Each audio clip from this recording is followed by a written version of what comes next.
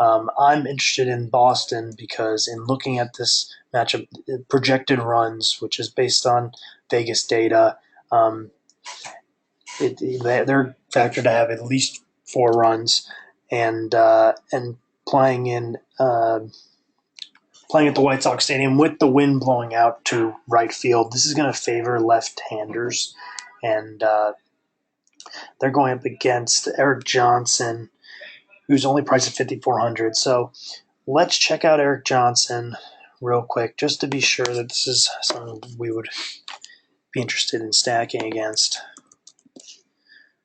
So we search for Johnson within the Players tab, and this is where you can find all your projections.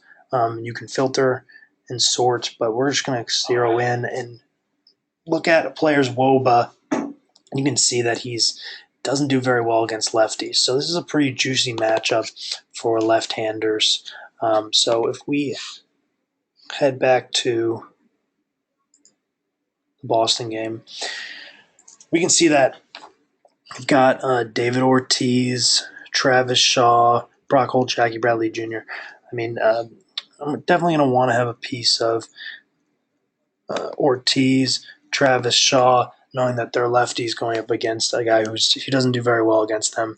And then just for this example, you can stack up to 5 players for DraftKings. So if we wanted to stack these 5 here, and I would ideally like to have Hanley Ramirez so you can have all of the correlated players, meaning all of the players one after each other in the order. But since Hanley Ramirez is a first baseman as well as David Ortiz, you're not going to be able to stack both of those players.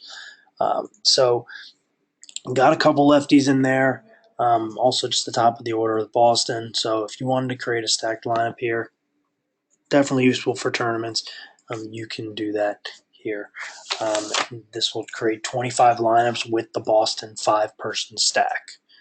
So that's one way to do it. You can do 4-player stack, 3-player stack. Primarily when you're stacking, for those that haven't had much experience with it, in baseball, overtime stacking tends to work really well in tournaments because you're getting a lot of the same players from the same team. That are correlated with each other, meaning if David Ortiz hits a grand slam with Bogarts, Pedroia, and Betts on base, they're all going to score a lot of points. So it's a good strategy for that, but also for cash games as well. Some people are fans of stacking in cash games, and for baseball, that tends to work. You can also do mini stacks, which is like 3 and 3, 4 and 3. And so we've picked 5 players. We can do 5 and 3 as long as the positions are different. So as you can see, we are missing 2 outfielders and a catcher. So if we head over to, let's try Milwaukee. This may be too much salary, but if you did Lucroy, Braun, and Presley all in a row, you think you can be able to do a stack here. Yep, so you can do a 5 and 3 stack. So this is a super high variance, can be a risky tournament play.